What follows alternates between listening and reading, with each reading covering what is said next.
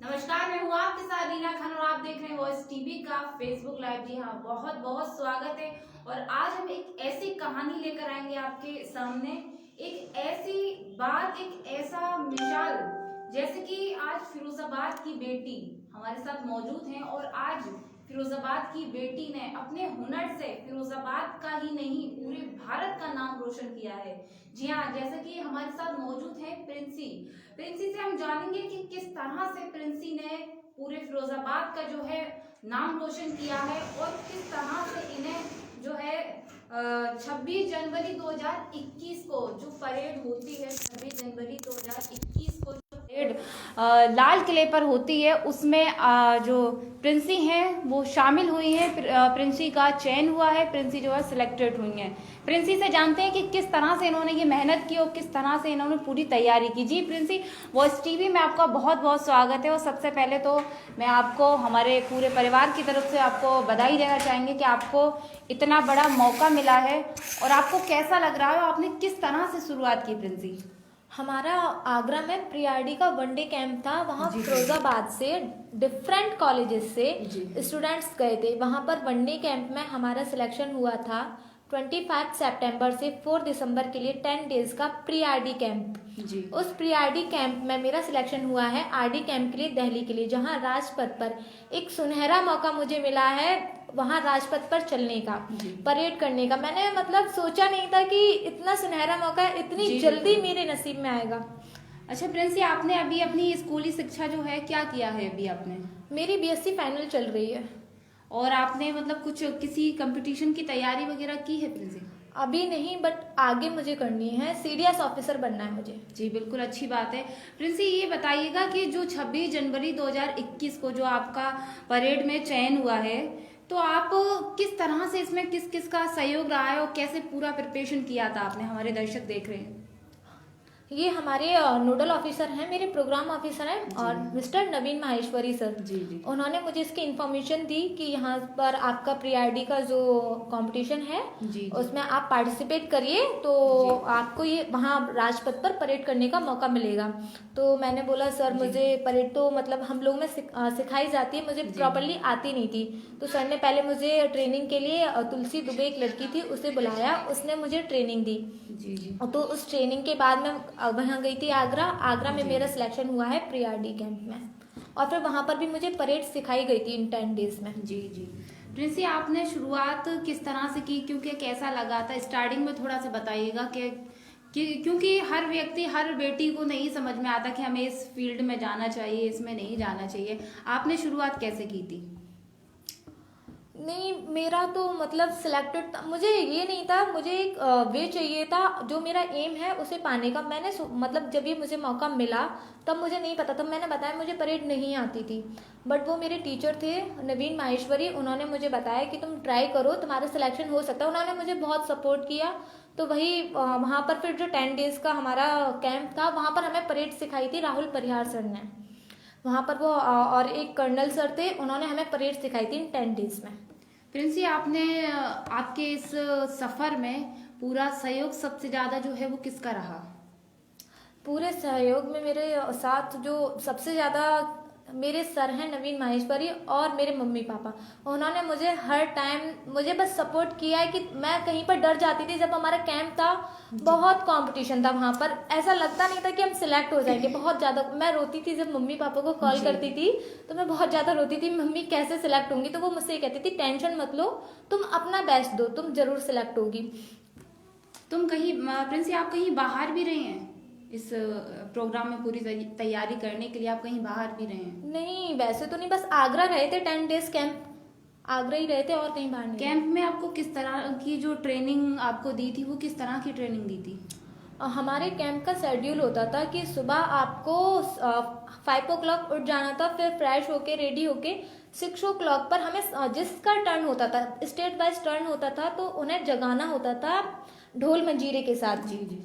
फिर उसके बाद हमारी एक्सरसाइज होती थी, उसके बाद हमारा ब्रेकफास्ट के बाद हमारी परेड स्टार्ट होती थी। 9 to 12:30 होती थी वो परेड। उसके बाद होता था हमारा लंच टाइम और जो रेस्ट टाइम। उसके बाद 2 o'clock पर हमारा बोधाचार स्टार्ट होता था, वो 5 o'clock पर फिनिश। 5 to 6:30 फिर परेड होती। परेड के बाद 6:30 to 7 हमारा रेस्ट टाइम होता था, फिर 7 o'clock से 10 o'clock तक हमारा कल्चरल जी होता था। जिस तरह से प्रिंसी बता रही हैं कि इनका ये जो सफ़र था इस तरह से चला आ रहा था, काफ़ी सहयोग भी रहा से इनके शिक्षकों का भी, इनके जो अभिभावक हैं उनका भी रहा। प्रिंसी आप ये बताइएगा कि आगे आप जब आपको पता चला कि आपका मतलब ज़िले में नहीं, स्टेट में या राज्य में नहीं, पूरे भारत में, और ये कोई छोटी मोटी परेड नहीं है प्रिंसी, ये बहुत बड़ी परेड है। यहाँ पर सभी हमारे जो पूर्वज हैं उन्होंने बहुत ही ज़्यादा सहयोग किया था। तो आपको अंदर से मन में कैसा लगा कि आप इतनी ऊंचाइयों पर पहुंची हैं? पहले तो जब रिजल्ट आया तो मतलब जो रिएक्शन होता है, कोई रिएक्ट ही नहीं था मेरा कि क्या है क्या नहीं।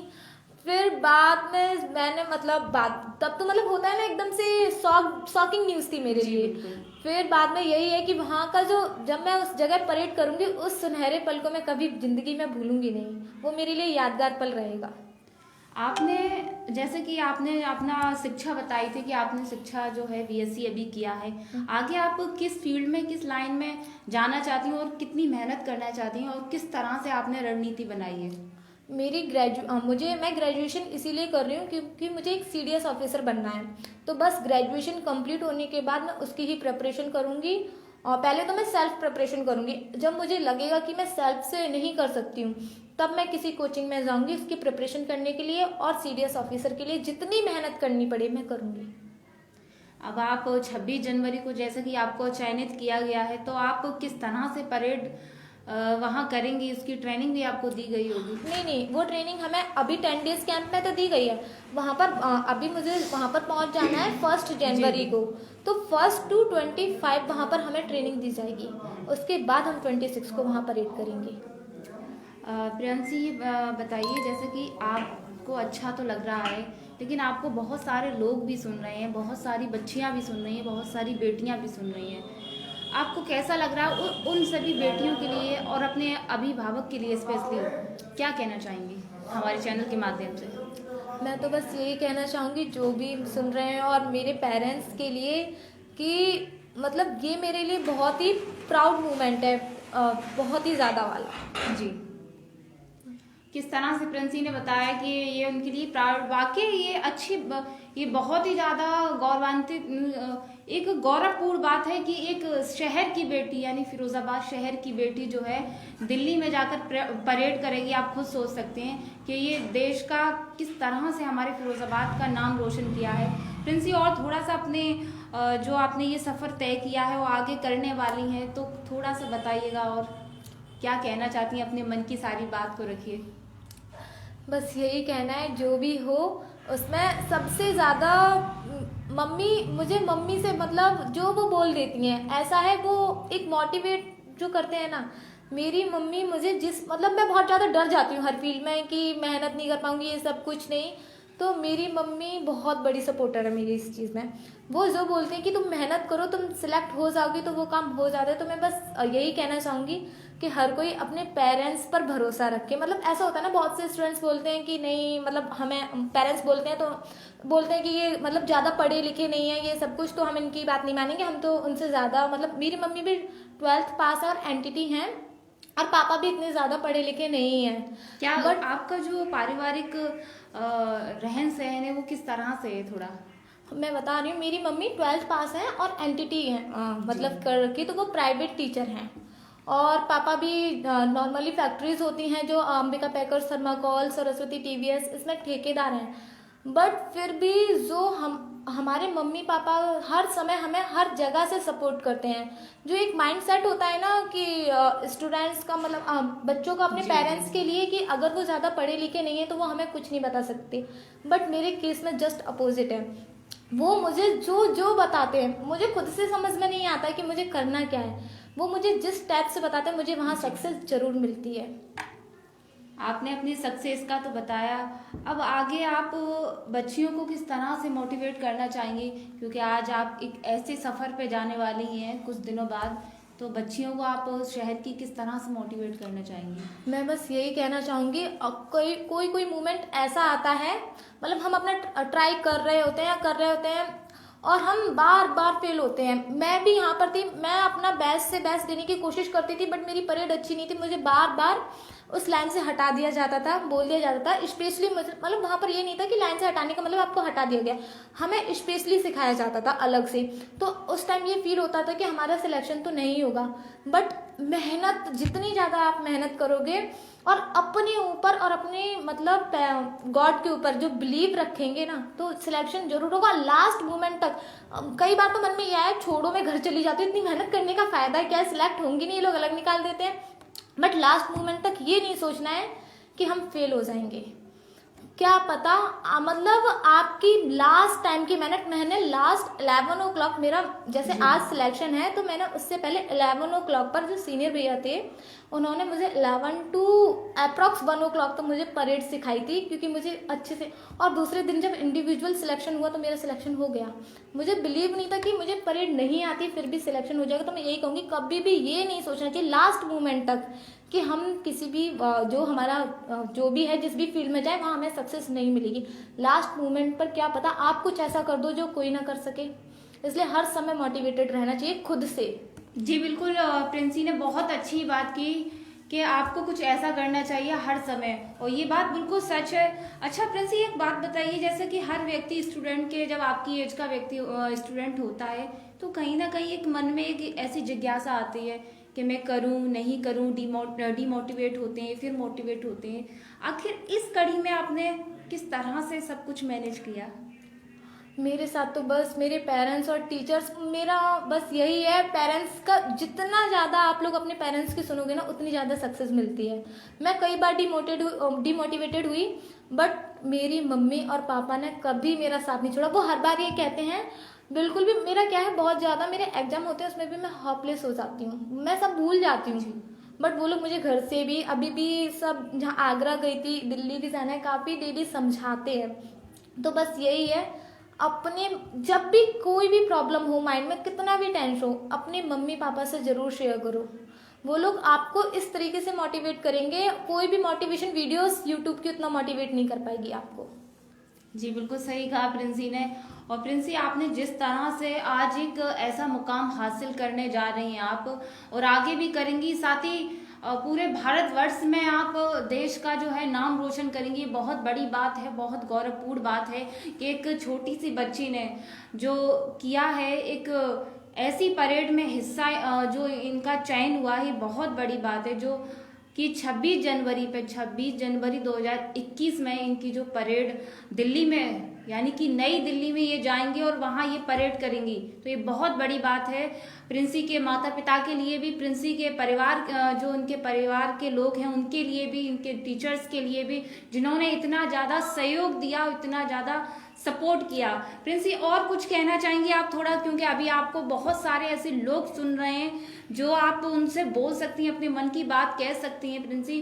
साथ ही आपने इस मुकाम में, सफ़र में कितनी जो परेशानियां हैं उनको देखा और किस तरीके से आगे बढ़ती चली गई, उन सभी के लिए आप क्या कहना चाहेंगी? अपॉर्चुनिटी, मौका एक बार आता है, बार बार नहीं आता। जिस टाइम ये मेरा सिलेक्शन हुआ है उस टाइम मेरी अम्मा जी एक्सपायर हो गई थी और मेरी फैमिली का कोई नहीं था यहाँ पर। और मतलब हम लोगों के लिए, हम जहाँ से बिलोंग करते हैं, सिर्फ मतलब मेंटलिटी जो होती है, सिर्फ आगरा अकेले जाना और मतलब और वो भी 10 डेज के लिए, इजी नहीं था। मतलब पेरेंट्स भी डर रहे थे क्योंकि वो यहाँ पर नहीं थे, वो कानपुर में थे बाहर। मेरी अम्मा जी वहीं एक्सपायर, मतलब वहीं पर एक्सपायर हुई थी, तो फिर सब कुछ वहीं पर था। तो मैंने सर से साफ साफ मना कर दिया था कि मैं नहीं जाऊँगी। तो उस टाइम पर जो एक मनु, मतलब दिल की आवाज़ बोलते हैं उसे, उसने सिर्फ वन टाइम वो आती है। अगर वहाँ पर आपने सही उसे पहचान लिया कि हाँ मैं जो मौका मिला है उसे हम ले लें तो ठीक है। मौके कभी भी बार बार नहीं आते, इसलिए कभी भी कोई भी अपॉर्चुनिटी मिले उसे अपने हाथ से जाने मत दो, चाहे कोई भी कंडीशन हो आपके घर पर, कैसी भी कोई भी कंडीशन हो, जो अपॉर्चुनिटी मिले उसे तुरंत लो। प्रिंसी, जैसा कि अभी आपने बताया कि जब आप ट्रेनिंग के दौरान, जब आपका सिलेक्शन इसमें हो चुका था, जब आपकी ट्रेनिंग का मौका आया था, तो आपकी जो ग्रैंड मदर थी यानी अम्मा जी आपकी एक्सपायर हो गई थी, तब आपको मतलब बहुत सारी बच्चियाँ ऐसी होती हैं जो इस चीज़ को छोड़ देती हैं कि नहीं हम अब डीमोटिवेट हो रहे हैं, आपने तब उसको किस तरह से किया? ये मेरी अम्मा जी का सपना था। मैं जब उनकी मतलब वो एक्सपायर हुई थी, तो जब मैं उनकी डेड बॉडी के पास बैठी थी तो मैंने अपने आप से प्रॉमिस किया था, मतलब जब लास्ट डे वो फिरोजाबाद से गई थी, मेरे सर पर हाथ रख के गई थी, और वो मतलब प्राउड, मतलब पूरे बिलीव के साथ बोल के गई थी कि कोई और कुछ बने या ना बने, प्रिंसेस ज़रूर बनेगी ये हमारा। तो वहीं पर मैंने डिसाइड कर लिया था कि अब मुझे अम्मा जी का सपना ज़रूर पूरा करना है। और मतलब वहाँ से हम जैसे ही वापस आए, मम्मी पापा तो वहीं थे, केवल हम लोग अपनी पढ़ाई की वजह से आ गए थे, तो मुझे मौका मिला, तो वहाँ से मुझे एक वे मिल गया जो मैं बनना चाहती हूँ, क्योंकि मेरे सीरियस ऑफिसर में ये सर्टिफिकेट बहुत काम आएगा। तो बस मैंने कुछ नहीं सोचा, मैं कहा अब जो प्रॉब्लम्स आएंगी सामने वो बाद में है, ये पहले है। जी प्रिंस जी, बहुत बहुत शुक्रिया, आपने हमारे चैनल को समय दिया और आप जो जिस मुकाम पर आप पहुंची हैं उस मुकाम के लिए हम सभी आपकी मन से दुआएं देंगे, आपको शुभकामनाएं देंगे कि आप आगे बढ़ें, इसी तरह से शहर का और भी ज़िले का, स्टेट का, राज्य का नाम रोशन करें। और एक बार फिर हमारे दर्शकों को बताइएगा कि किस तरह से आपका किस चीज़ में सिलेक्शन हुआ है, थोड़ा सा। मेरा आरडी कैंप, जैसा दिल्ली में राजपथ पर परेड के लिए सिलेक्शन हुआ है। वहाँ हम प्रधानमंत्री, इंग्लैंड के प्रधानमंत्री के सामने, बहुत सारे कैमरों के सामने हम अपनी परेड को करेंगे, जो हमारे लिए एक गौरवमयी पल है। जी बिल्कुल, बहुत बहुत शुभकामनाएं हम लगातार आपके लिए देंगे। और हमसे बात करने के लिए हमारे दर्शकों से आप और बच्चियों से थोड़ा सा आखिरी चलते चलते वक्त एक मैसेज दे दीजिएगा। यही मैसेज है, कोई भी कैसी भी सिचुएशन हो, कभी भी, मतलब कई कई जगह ये होता है शायद पेरेंट्स भी साथ ना हो, कभी भी खुद से लास्ट मोमेंट पर डिमोटिवेट नहीं होना है, हर समय फुल्ली मोटिवेट रहना है। जी बिल्कुल, ये थी प्रिंसी भदौरिया, जिन्होंने एक 26 जनवरी 2021 में, यानी कि नई दिल्ली में राष्ट्रपति की जो परेड होती है वहाँ पर ये शामिल हुई हैं, इनका चयन हुआ है और ये फिरोजाबाद की रहने वाली हैं, जो पूरे भारतवर्ष में ये नाम रोशन करेंगी। तो ये बहुत बड़ी बात है बेटियों के लिए, समाज के लिए और सभी बेटियों के लिए। मैं अपने वॉइस टीवी के चैनल के माध्यम से भी उन सभी तमाम जो लोग हमें देख रहे हैं, सुन रहे हैं, और जो बच्चियां हैं जो डीमोटिवेट हो जाती हैं या कुछ नहीं कर पाती, तो एक बार जैसा कि प्रिंसी ने कहा था कि जिंदगी मौका हर किसी को नहीं देती, और अगर मौका मिल रहा है तो उसका पूरी तरीके से सही तरह से उपयोग कीजिए। और इजाज़त दीजिए, फिर मिलेंगे एक नई खबर के साथ। देखते रहिए वॉइस टीवी। नमस्कार।